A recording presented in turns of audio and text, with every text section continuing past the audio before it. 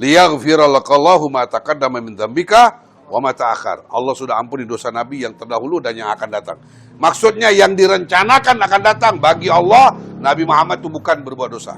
Sampai begitu jaminan Allah. Selain Nabi Muhammad, yang nggak ada jaminan lah. Benar? Ya, selain Nabi Muhammad, nggak ada jaminan.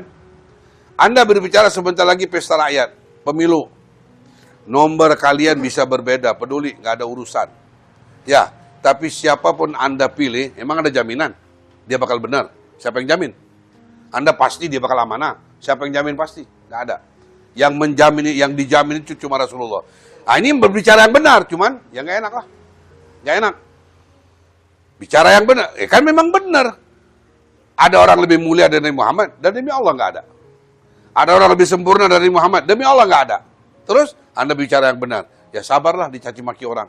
Sabarlah dibenci oleh bendera-bendera mana lagi. Karena apa? Bicara yang benar. Orang yang menjamin kita masuk surga itu cuma Rasulullah.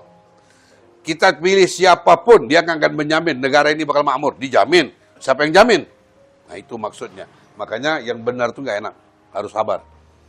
Nah itu pelajarannya. Jadi, waktu yang sangat panjang, keadaan yang terang benderang, nyata benar manusia dalam kerugian. Kecuali dia orang beriman dan orang yang beramal soleh. Ini hablum minallah dan hablum minannas. Dan dia selalu sabar dalam kebenaran. Nah, kebenaran ini boleh jadi untuk dia sendiri atau mengajak orang lain. Pembicaraan, perbuatan yang benar, melangkah menuju yang benar, menunjukkan orang kepada kebenaran. Harus sabar. Ya, seperti firman Allah Subhanahu wa taala, "Wa'mur ahlaka bis-shalah wastabir 'alaiha." Suruhlah anak-anak istri kamu salat dan sabar. Karena apa? Karena nggak enak. Nggak enak aja. Ngomong yang benar nggak enak. Bicara yang benar nggak enak. Yang kita bicara itu benar sebenarnya. Diterima orang jadi nggak benar. Ya, berusaha memahami bahwa ketika Allah bersumpah dengan wal asri bukan identik dengan waktu asar, bukan. Tapi Allah menggunakan kata asar karena terang benderangnya waktu dari pagi sampai asar. Kedua, panjangnya jarak waktu yang menunjukkan manusia dalam kerugian. Jadi yakin benar kelihatan ruginya.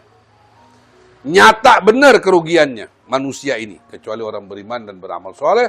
Orang yang berpesan-pesan dalam kebenaran. Dan dia tetap sabar berada di dalam kebenaran. Satu, bahagian kedua yang pernah kita jelaskan. Wal asri ini dianjurkan oleh Nabi membaca ketika bubaran dari pertemuan seperti ini. Kita duduk di majelis ilmu, ketika akan bubar, masing-masing bubar dengan baca wal asri. Sambil keluar, pergi. Baca wal asri untuk menggugurkan dosa antara kita sama orang yang ada dalam majelis kita ini. Ya, kita nggak tahu.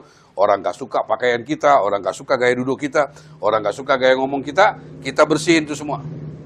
Ketika orang bubar dari majelis berkumpul seperti ini, kata Rasulullah, disunatkan membaca wal asri, innal insana lafi khusrin illal ladzina amanu wa amilus shalihat wa tawasaw bil haqq wa tawasaw bis sabr. Wallahu a'lam bissawab. Cukup.